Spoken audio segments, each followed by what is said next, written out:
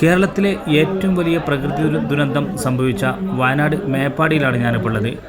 ഒട്ടുമിക്ക മൃതദേഹങ്ങളും സൂക്ഷിച്ചിട്ടുള്ളത്, അതേപോലെ തന്നെ പോസ്റ്റ്മോർട്ടമൊക്കെ നടത്തുന്നത് മേപ്പാടിയിലുള്ള പ്രാഥമിക ആരോഗ്യ കേന്ദ്രത്തിലാണ്. അപ്പോൾ ഇവിടെയാണ് ഏറ്റവും അധികം തിക്കും തിരക്കുള്ളത് കേട്ടോ. സ്വന്തം ബന്ധുക്കളെ ഒന്ന് തിരിച്ചറിയാൻ പറ്റാത്ത രൂപത്തിലാണ് പല മൃതദേഹങ്ങളും ഉള്ളത്. എന്നിരുന്നാലും അവരെയൊക്കെ ഒന്ന് തിരിച്ചറിഞ്ഞ് അവരെ കൊണ്ടുപോകാനും ഒക്കെ വേണ്ടിയാണ് ഇവിടെ ഇത്രയും അധികം തിക്കും തിരക്കും ഉള്ളത്. ഏതായാലും നമ്മുടെ മനസ്സിനെ വല്ലാതെ വേദനിപ്പിക്കുന്ന രംഗങ്ങളാണ് ഇവിടെ നിന്ന് നമുക്ക് കാണാൻ സാധിക്കുന്നത്. ഇപ്പോൾ റോഡിലേക്ക് ഇറങ്ങിയാൽ ഏത് സമയത്തും ചീറിപ്പായുന്ന ആംബുലൻസുകളാണ് നമ്മൾ കാണാൻ സാധിക്കുന്നത്. പല ആംബുലൻസുകളിലും മൃതദേഹങ്ങൾ ഇങ്ങോട്ട് കൊണ്ടുവരുന്നു. അതേപോലെ തന്നെ ജീവൻ്റെ തുടിപ്പ് എന്തെങ്കിലും ബാക്കിയുണ്ടെങ്കിൽ അവർക്ക് എത്രയും പെട്ടെന്നുള്ള പ്രാഥമിക ചികിത്സയും അതേപോലെ മറ്റെന്തെങ്കിലും വലിയ ചികിത്സകൾ നടത്തണമെങ്കിൽ അതിന് വേണ്ട സ്ഥലത്തേക്കൊക്കെ കൊണ്ടുപോകുന്ന കാഴ്ചകളാണ് നമ്മൾ ഇവിടുന്ന് കാണുന്നത്.